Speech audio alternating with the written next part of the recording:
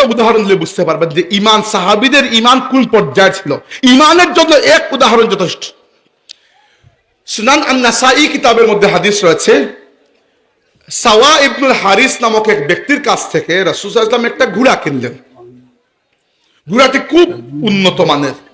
ঘোড়ার লেনদেন শেষ হওয়ার পরে ওই ব্যক্তিকে বাইরে রেখে রাসূলুল্লাহ সাল্লাল্লাহু আলাইহি ওয়াসাল্লাম ঘরে গেলেন, টাকা নিয়ে আসি তার জন্য।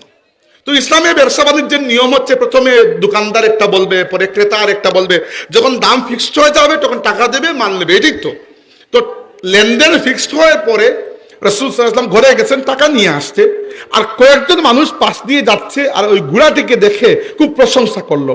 করতেই ওই ব্যক্তির মনের মধ্যে লোভ তৈরি হলো যে ওই ঘোড়া যদি আমি ঘরে আল্লাহর নবীর কাছে কম দামে বিক্রি না করে নিয়ে যাই বাজারে, বেশি দাম পাবো না আমি? রাসূলুল্লাহ সাল্লাল্লাহু আলাইহি ওয়াসাল্লাম টাকা নিয়ে আসলেন, ওই ব্যক্তিকে টাকা দিতে চাইলেন। ব্যক্তি বলে, আপনি কেন টাকা দিবেন? আপনি তো ঘোড়া কিনেন নাই। রাসূল সাল্লাল্লাহু আলাইহি ওয়াসাল্লাম বলে, তুমি এইমাত্র আমার কাছে ঘোড়ার লেনদেন ফাইনাল করলে, টাকা আনতে গেলে। সে বলে, না, আমি তো কোনো ঘোড়ার লেনদেন ফাইনাল, আপনার কাছে আমি কোনো বিক্রি করি নাই। রাসূল সাল্লাল্লাহু আলাইহি ওয়াসাল্লাম বললেন, আমি এইমাত্র কিনলাম তোমার কাছ থেকে। আর সেও বুদ্ধিমান, মানে কুট বুদ্ধির মালিক। সে বলে, দেখেন, আপনার শরীয়ত অনুযায়ী যিনি দাবি করেন তাকে সাক্ষী প্রমাণ হাজির করতে হয়। আপনি যে দাবি করছেন ঘোড়া কিনেছেন, আপনার কোনো সাক্ষী প্রমাণ আছে? এবার সমস্যা হচ্ছে, এখনো ওই ব্যবসার দলিলটা লেখা তো হয় নাই, কেউ তো লিখে না, আমরা মুখে মুখে বিশ্বাস করি একে অন্যকে। দ্বিতীয়ত ওইখানে ওই সময় কোনো সাক্ষীও ছিল না, মানুষ জমে গেছে কথাবার্তা শুনতে কি হচ্ছে। ওই সময় এক সাহাবী এগিয়ে আসলেন, হুযাইমা ইবনু সাবিত আল আনসারী রাদিয়াল্লাহু আনহু। তিনি এসে ঘটনা শুনলেন, শুনে বললেন, আমি সাক্ষী দিচ্ছি আল্লাহর নবী ঘোড়াটি কিনেছেন। এবার ওই যে ব্যক্তি ঘোড়া বিক্রি করেছে তার মনেও তো পুলিশ, সে তো জানে সে মিথ্যা বলতেছে, তাই না? তো সে বুঝতে পারলো সাক্ষী যখন একজন পেয়ে গেছেন, ঠিক আছে, টাকা দেন, ঘোড়া নিয়ে চলে যান, তার তো কোনো ক্ষতি নাই। আচ্ছা, সব চলে গেছে।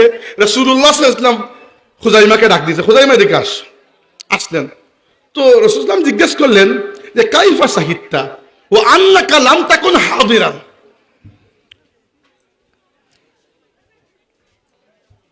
বুঝি নাই? আচ্ছা, কাইফা শাহিদতা ওয়া আন্নাকা লাম তাকুন হাদিরান। হুযাইমা, তুমি কিভাবে সাক্ষী দিলে? তুমি তো এই জায়গায় হাজির, উপস্থিত ছিলে না। তাহলে উপস্থিত না তাকে তো সাক্ষী দেওয়া যায় না।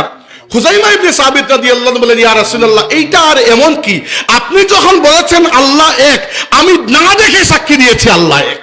আপনি বলেছেন আপনি আল্লাহর নবী, আমি না দেখে, না প্রমাণ তালাশ করে আমি আপনাকে সাক্ষী দিয়েছি আপনি আল্লাহর নবী।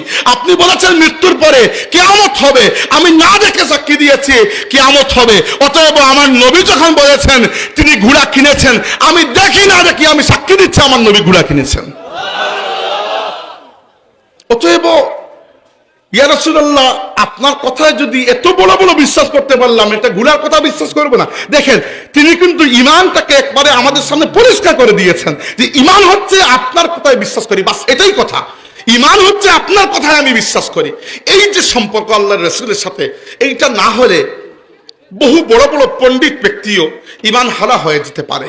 আর ওইটা থাকার কারণে হুযাইমা ইবনে সাবিতের মতো এক ব্যক্তি, যিনি দুনিয়ার মধ্যে তো সেরা কোনো পণ্ডিত বা ফিলোসফার কেউ নয়। আচ্ছা, আমাকে বলুন, আল্লাহর রাসূল বলেছেন, লাউ ওয়াজিনা ঈমানু আবু বকরিন ফি ঈমানিল আলামি লারাজাহা। আবু বকরের ঈমানকে যদি এক পাল্লায় তোলা হয়, আর নবী রাসূলের পরে বাকি দুনিয়ার तमाम মুমিনের ঈমানকে এক পাল্লায় তোলা হয়, আবু বকরের ঈমানের পাল্লা ভারী হয়ে যাবে। কয়টা কিতাব পড়ে আবু বকর রাদিয়াল্লাহু আনহু এত বড় ঈমানদার হলেন? মক্কায় লাইব্রেরি ছিল, স্কুল কলেজ কিছু ছিল? কিচ্ছু ছিল না। আবু বকর রাদিয়াল্লাহু আনহুর এই ঈমানের সোর্স কি?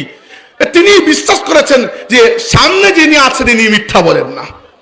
আবু বকর রাদিয়াল্লাহু আনহুকে মুশরিকরা জিজ্ঞাসা করলো, তুমি মেরাজের কথা বিশ্বাস করো? তুমি তো বড় জ্ঞানী মানুষ, তোমার কিভাবে বিশ্বাস হয় তোমার নবী এক রাতের মধ্যে মেরাজে গিয়ে চলে এসেছেন? আবু বকর বললেন, লা ইন কানা ক্বালা যালিকা লাকাদ সাদাকা। আমার নবী যদি বলে থাকেন তিনি গিয়েছেন, তাইলে তিনি সত্য বলেছেন।